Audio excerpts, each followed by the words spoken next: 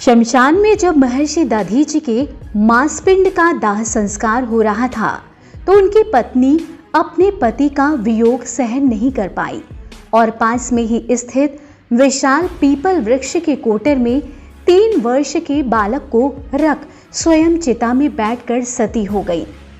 इस प्रकार महर्षि दधीचि और उनकी पत्नी का बलिदान हो गया। किंतु पीपल के कोटर में रखा बालक भूख प्यास से तड़प तड़प कर चिल्लाने लगा। जब कोई वस्तु नहीं मिली तो कोटर में गिरे पीपल के गोंदों को खाकर बड़ा होने लगा।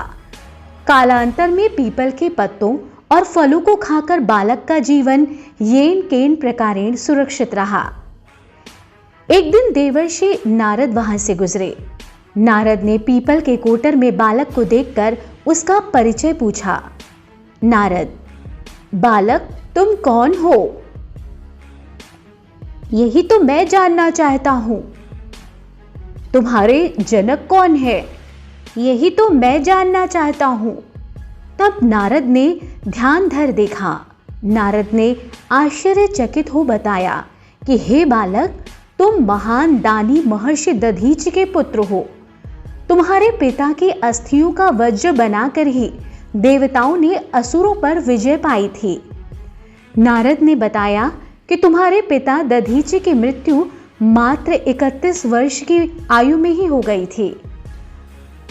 बालक, मेरे पिता की अकाल मृत्यु का कारण क्या था? तुम्हारे पिता पर शनि देव की महादशा थी। मेरे ऊपर आई विपत्ति का कारण क्या था? शनि देव की महादशा। इतना बताकर देवर्षि नारद ने पीपल के पत्तों और गोदों को खाकर जीने वाले बालक का नाम पिपलाद रखा और उसे दीक्षित किया।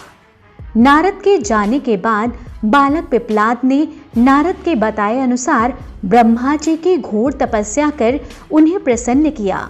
ब्रह्मा जी ने जब बालक पिपलाद से वर मांगने के लिए कहा तो पिपलाद ने अपनी दृष्टि मात्र से किसी भी वस्तु को जलाने की शक्ति मांगी। ब्रह्मा जी से वरदान मिलने पर सर्वप्रथम पिपलाद ने शनिदेव का आह्वान कर अपने सम्मुख प्रस्तुत किया और सामने पाकर आंखें खोलकर भस्म करना शुरू कर दिया। शनिदेव सशरीर जलने लगे। ब्रह्मांड में कोलाहल मच गया। सूर्यपुत्र शनि की रक्षा में सारे देव विफल हो गए।